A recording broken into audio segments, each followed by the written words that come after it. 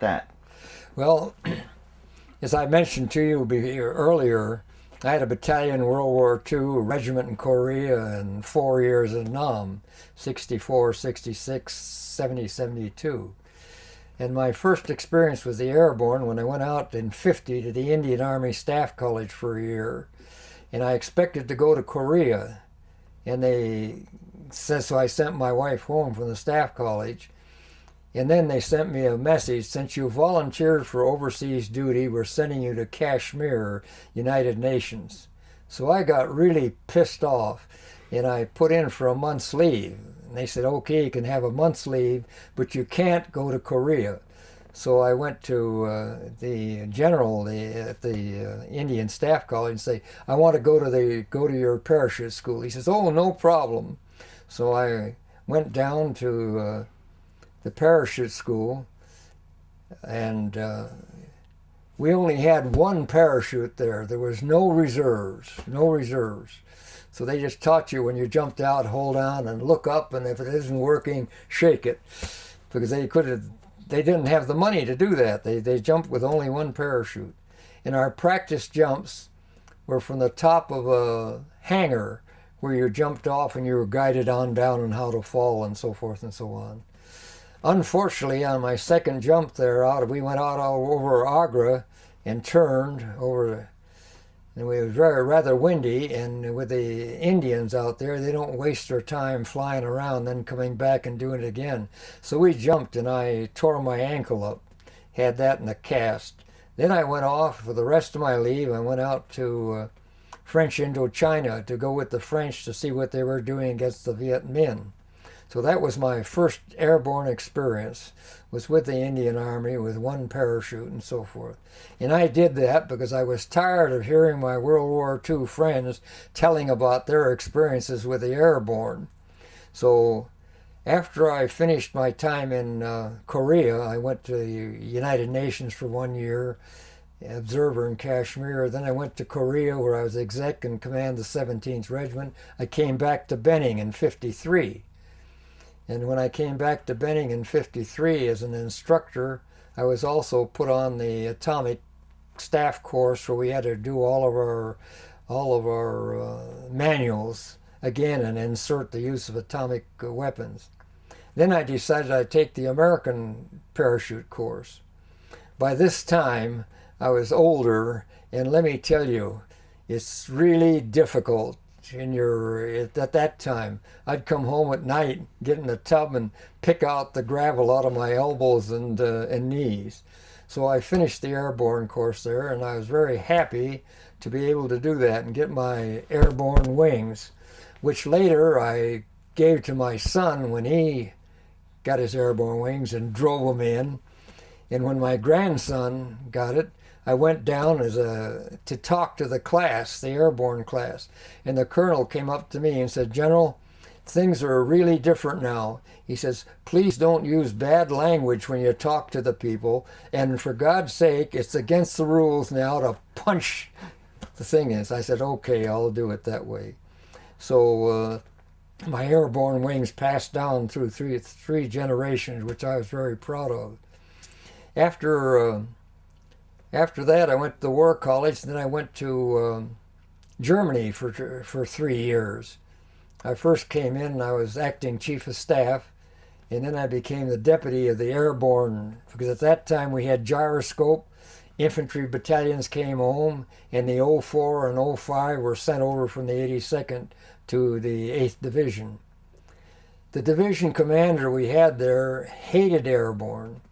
When they were coming in, he sent a message that they weren't able to wear their boots or their hats. They had to wear the regular saucer like we had.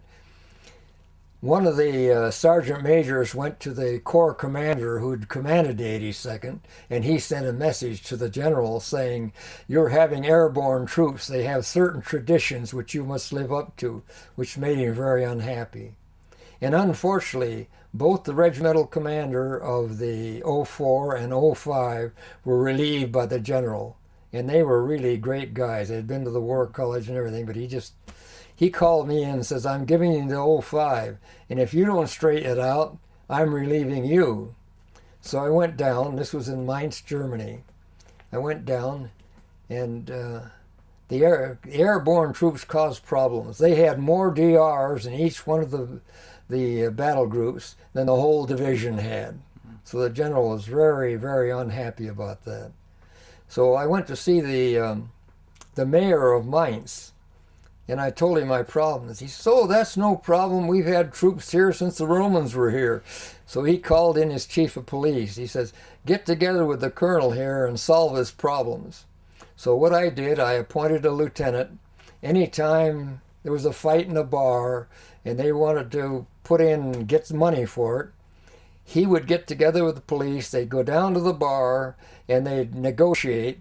And then when they said, "This is what we have to pay," on payday, the guys who were there paid their money. And the Germans were pleased, because instead of waiting for several months to get it to go up through chain of command and down and everything, they got their money right away. So the general says, "See, I told you, just a matter of having discipline for those guys." So it was very, very difficult. Would take guys, and instead of putting them in a local hooskow that they normally have in the army, you did something wrong and going in, we had certain rooms where we locked them in their underwear and kept them in our own area for a month. And we had one time a guy got the bed sheets, came on down, beat up a German, took his clothes, and we had a real difficulty in settling that with the police, so we got everything all fixed up. But what we did, they're hard to handle. They're hard to handle. But you can't get guys with spirit like that and have them be nice and calm and all the rest like you expect your regular troops to be. So I accepted the fact that I had guys like that and they were going to cause problems. But I was willing to have them because they gave you what you needed when the time came for combat. And I think that worked out very well. And one other thing we did that I was very proud of, the mayor of St. Mary Glees asked us to parachute in on the anniversary of D-Day. So I still had 35 people that had parachuted in back in World War II. So we came there, parachuted in. The local French came around, took my troops away. The next couple of days we had to have the sergeant major and other people going out and corralling our guys and bringing them back so we could take them to Germany. But it worked out very well. The second time we went back, General Gavin, the former commander of the 82nd, was an ambassador, and he came to see the parachute drop in there. The mayor asked him for money to start building a museum. And he said, "Well, I can't give you money because the Americans have to do that first, raise money." So at lunch, I saw the sergeant major. "Hey, if I sign a check for $505, can we recoup that?" He said, "Do you need any more?" And I said, "No, that's good." So I signed a check for $505. The mayor had it, and the ambassador Gavin said, "Good." And today, they have that wonderful museum in St. Mary Glees, with the parachute and all the rest. And it went over very well. On 64, on the 20th anniversary, I guess 64 or 65, on the 20th anniversary, it was 64. I went over with General Taylor. I was working for him as a speechwriter when he was chairman of the Joint Chiefs of Staff. We went over to see the opening of the museum. And my wife had flown over before, and she was there with the mayor's wife. And they had everything set up, except their mannequins didn't have uniforms. 7th Army was supposed to supply them, and they were having trouble.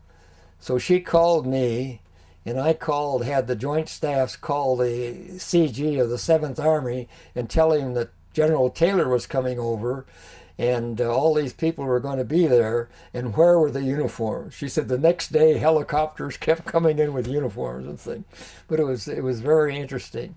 And today we have that, and the 82nd goes back to see the museum.